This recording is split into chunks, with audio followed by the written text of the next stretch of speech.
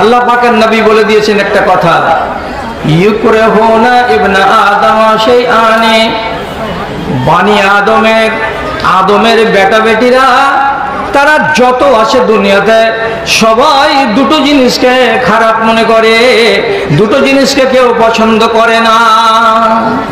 আজকের মজলিসে যারা আছেন তারাও, আর আগামীকালকে যে মজলিস হবে সেখানেও সব মুসলমানের কথা রাসূলুল্লাহ ডেকে বলছেন।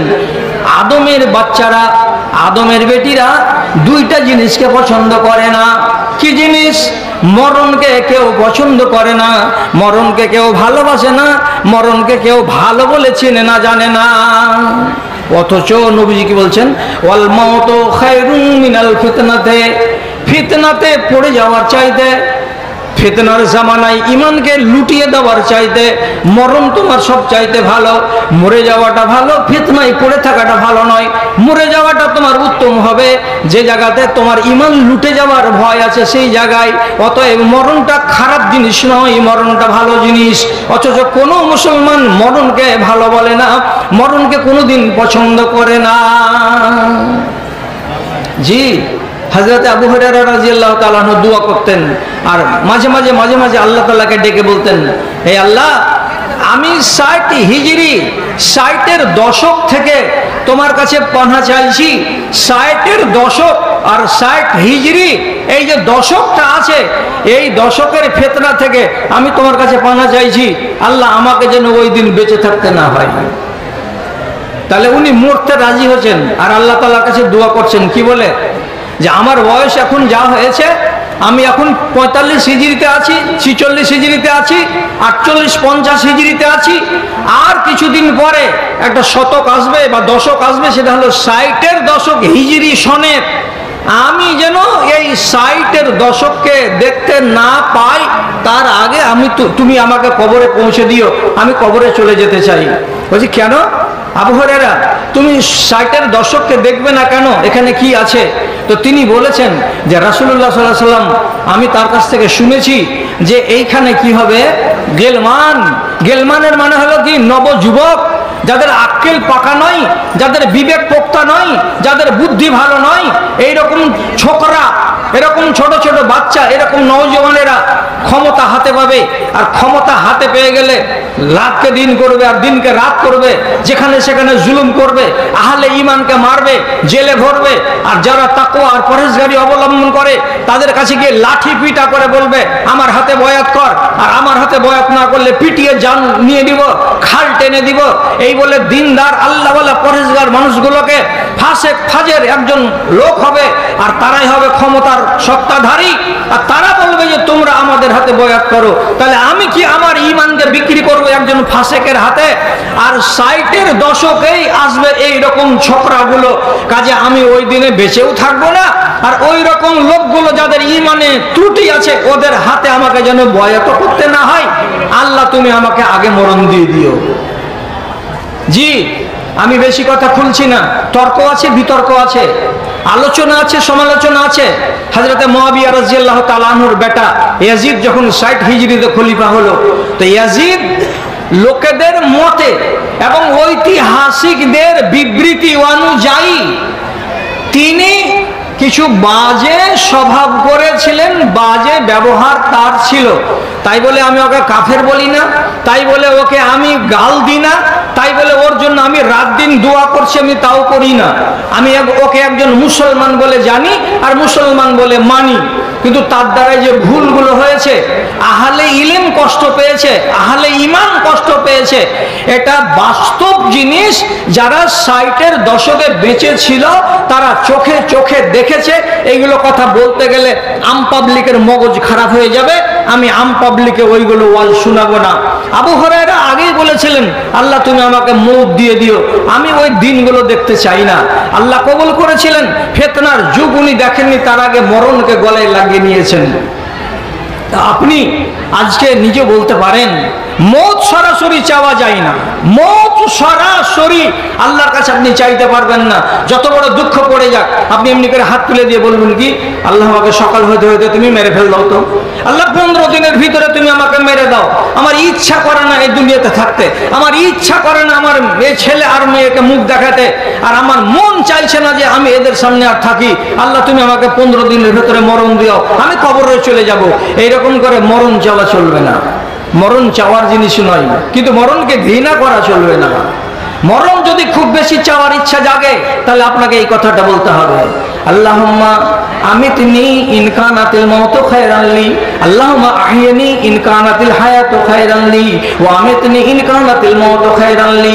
হে আল্লাহ, যদি আমার বেঁচে থাকাটা ভালো হয় তুমি আমাকে বাঁচিয়ে রাখো, আর যদি আমার মরে যাওয়াটা ভালো হয় তো তুমি আমাকে মরণ দাও। তাহলে আপনাকে কি বললাম, রাসূলুল্লাহ বলছেন একটা হাদিস কি, আদমের বেটা বেটিরা দুটো জিনিসকে খুব অপছন্দ করবে, তার ভিতরে একটা কি, মরণ।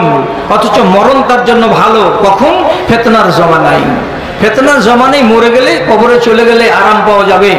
আর 2 নম্বরটা কি, কিল্লাতুল মাল।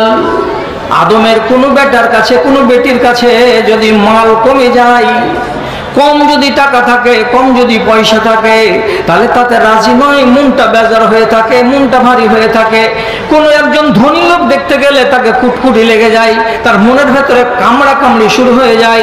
আল্লাহ তুমি এই লোকটাকে এত কোটিপতি করেছো, ধন দিয়েছো, দৌলত দিয়েছো, আর আমাকে তুমি পিডাব্লিউতে বাড়ি করার জায়গা দিয়েছো, এটা কেন করেছিলে আল্লাহ, এমন গরিব কেন তুমি আমাকে করেছো। এই বলে বানি আদমের আওলাদেরা, আদমের বেটা এবং বেটিরা, এরা যদি গরিব হয় তো গরিবীকে মানতে রাজি নয়, এরা গরিবী হতে গেলে বরদাস্ত করতে রাজি নয়। সবারই মন যে কোটিপতি হই, সবারই মন যে আমি লাখ লাখ টাকার মালিক হই। অথচ নবীজি বলছেন আকাল্লুল মাল আকাল্লুল হিসাবে, তোমার মাল যদি কম হয় তো তোমার হিসাবটাও হালকা হবে, আর তোমার মাল যদি বেশি হয় তো তোমার হিসাবটাও লম্বা হবে। এই আদমের বেটারা, এ কথাটা কেন বুঝো না, এটা তো তোমাকে বুঝে নেওয়া দরকার। তাহলে যার মাল যত বেশি তার হিসাব তত বেশি লম্বা, আর তাকে কিয়ামতের মাঠে তত বেশি দেরি করতে হবে, দাঁড়িয়ে থাকতে হবে হিসাবের জন্য। কোন মাদ্রাসার কোন ছাত্ররা কথাটাকে মানতে চাইছিল না। বেশি ধন হলো তার জন্য হিসাব দেওয়া যাবে না, বেশি মালের বেশি হিসাব দেব, আমি কি বুঝি না অঙ্ক। কম মাল হলে কম হিসাব দেওয়া যাবে, এটা কি কোনো কথা হলো, তার জন্য বেশি মাল আমি চাইবো না। তো মাওলানা বললেন যে তোমরা যদি এই অঙ্কটাকে না বুঝো তো তাহলে আমি তোমাদেরকে কয়েকদিনের ভেতরে এমন ভাবে বুঝাবো যে তোমরা জীবনে আর এই কথাটা বলবে না, যে বেশি মাল হলে বেশি ঠেলা লাগবে, আর কম মাল হলে কম মুসিবত আর ঠেলা লাগবে। এই কথাটা কেমন, এটা তোমরা আমার কাছে জানতে চাইবে না। তো ওরা যখন কথাটা ভুলে গেছে, 8 দিন পরে মাওলানা একটা ছেলেকে ডেকে বলছে, এই তোমাকে 5টা টাকা দিলাম, এই নাও, তোমার মনে যেটা লাগে তুমি সেটা খেয়ে নিবা, অসুবিধা নেই। আর একটা ছেলেকে ডাকলেন, আর ডাকার পরে ওর হাতে 10টা টাকার নোট দিয়ে বলছেন, এই ছেলে তোমাকে টাকাটা দিলাম, এই টাকাটা নাও, তোমার মনে যেটা লাগে তুমি সেটা খাবে, এটা তোমাকে দিয়েই দিলাম আমি। আর একটা ছেলেকে ডেকে বললেন, তোমাকে 20 টাকা দিলাম, এই টাকাটা নাও, আর তোমার যেটা যেটা খাওয়ার ইচ্ছা করবে সেটা সেটা তুমি কিনে টিনে খাবে, তোমাকে বারণ টারণ করা যাবে না। এবার 3 ছেলে 3 রকমের টাকা পেয়েছে, আর পাওয়ার পরে মনের সুখে, মনের আনন্দে সব টাকাকে খেয়ে খরচ করে আরাম করে বসে আছে, আর নিজে নিজে গল্প করছে, মাওলানা কত ভালো রে, আমাকে 5 টাকা দিয়েছিল, আর তোকে আমাকে 10 টাকা দিয়েছিল, আর তোকে কত দিয়েছিল, 20 টাকা দিয়েছিল। সবাই খুশি। 15 দিন পর মাওলানা মাদ্রাসার আংনাতে যে হাঁড়িতে যে চুলহাটাতে রান্না হয় ছাত্রদের, ওর উপরে একটা লম্বা তাওয়া চাপিয়ে দিয়ে হালকা উনুনে জাল দিয়েছে, দিয়ে তাওয়াটাকে হিট করেছে। এতটা হিট করেনি, এতটা হিট দেয়নি যে ও মরে যাবে আর পুড়ে শেষ হয়ে যাবে, কিন্তু হিট দিয়েছে। হিট দেওয়ার পরে ছেলে 3 ডেকে বলছে, মুজিবুর রহমান, জি মাওলানা, উঠে এসো, এদিকে এসো, যে কি, তোমাকে যে 500 টাকা দিয়েছিলাম, তো 500 টাকার আমাকে হিসাব দাও। জি, হিসাব দিয়ে দিতে পারবো, কি কি কাজে খরচ করেছি। ওই যে তাওয়ার উপরে খাড়া হও, এই চুলার উপরে খাড়া হও, এই কড়াইয়ের উপরে খাড়া হও, গামলার উপরে খাড়া হও। গামলাতে যদি খাড়া হয়েছে তো আল্লাহ পা পড়ে যাচ্ছে, পাটাকে এক জায়গাতে রাখা যাচ্ছে না, তিড়িং তিড়িং তিড়িং তিড়িং কোচ্ছার কুচ্ছার বলছে। মৌলানা জি 1 টাকার মুড়ি খেয়েছিল জি মৌলানা, আর একদিন 1 টাকা দিয়ে আমি খাস্তা কিনেছিলাম জি মৌলানা, আর 3 টাকা দিয়ে এই কিনেছিলাম জি মৌলানা, আর দিয়ে 5টা টাকার হিসাব তিড়িং তিড়িং করে দিয়ে ফাটাম করে চুলো থেকে নেমে গেছে, আর পাটাকে নাড়ছে। ওকে 1 মিনিট লাগলো না হিসাবটা দিতে। সলিম তুমি উঠাও, তোমাকে কয় টাকা দিয়েছিলাম? যে 10 টাকা দিয়েছিলেন, তো 10 টাকার হিসাব দাও। ই উঠেছে চুলার উপরে আর তাওয়ার উপরে, আর গরম তাওয়াতে উঠে যখন হিসাব পেশ করতে শুরু করেছি, মৌলানা জি 1 টাকা দিয়ে এই করেছিলাম, আর 1 টাকা দিয়ে ওই করেছিলাম, মাঝখানে একটু একটু ভুল হয়ে গেছে, তাহলে এমন করে, আর 10 টাকা জুটাতে জুটাতে হিসাব দিতে দিতে ওর 1 থেকে 1.5 মিনিট হয়ে গেছে, আর 12 বেজে 19 মিনিট হয়ে গেছে। তারপরে নেমেছে তো কাল ঘাম ছুটে গেছে। এইবার ডাকছে কাকে? 20 টাকাওয়ালাকে। 20 টাকা হিসাব দিতে দিতে দিতে দিতে ওর 2 মিনিট 2.5 মিনিট হয়ে গেছে, তারপরে 20 টাকা হয়েছে। এবার কড়াই থেকে নামছে তো ওর পায়ের তলাতে লাল টুকটুকে হয়ে ফোসা পড়ার মতো অবস্থা হয়ে গেছে। 3 জনই মেঝেতে বসে আছে। বসার পরে বলছে, এই তোদেরকে 15 দিন আগে আমি কোরআন মাজিদের ব্যাখ্যা করতে গিয়ে তোদের ক্লাসে আমি বলিনি, যার হিসাব, যার টাকা পয়সা, যার ধন দৌলত কম হবে, কিয়ামতের দিনে তার হিসাব তত হালকা হবে। তো তোরা বলছিলি এটা কেমন কথা? বেশি টাকা হওয়া তাহলে দোষে? বেশি টাকা হলে কি হিসাব দেওয়া যাবে না? দেওয়া যাবে। এবার বল, এই ছেলেটা 5 টাকার হিসাব দিয়েছে, 8 মিনিটেই দিয়ে তিড়িং করে নেমে গেছে, কষ্ট অতটা হয়নি। তুই 20 টাকার হিসাব দিয়েছিলি, তোকে কেমন ঠেলাটা লাগছিল গরম কড়াইয়ের উপরে থাকতে। সেদিন যদি তোকে তোর কোটি টাকার মাল দেওয়া হয়, আর কোটি টাকার তোর কাছে হিসাব চাওয়া হয়, আর তোর মাথার উপরে 1 মাইল দূরে থাকবে সূর্য, আর সূর্যের তাপে তোর কাল ঘাম ছুটবে, সেই দিন তোর মালের হিসাব দিতে কতটা টাইম লাগবে, কতটা টাইম লাগবে বুঝতে পারলি? মাথাটাকে নিচু করে বলছে, ওস্তাদজি বুঝতে পারলাম। রাসূলুল্লাহ বলছেন, আকাল্লুহুম মালান আকাল্লু লিল হিসাবে, যেই মানুষের মাল কম হবে সেই মানুষটার হিসাবটা হালকা হবে। কাজে কোনো বানি আদমের কোন সন্তান গরিবীতে রাজি নয়, কম ধনে রাজি নয়, সবারই মন জাল্লা আমাকে কোটিপতি বানাও, কোটিপতি বানাও। কথাটা কিন্তু বড় হয়।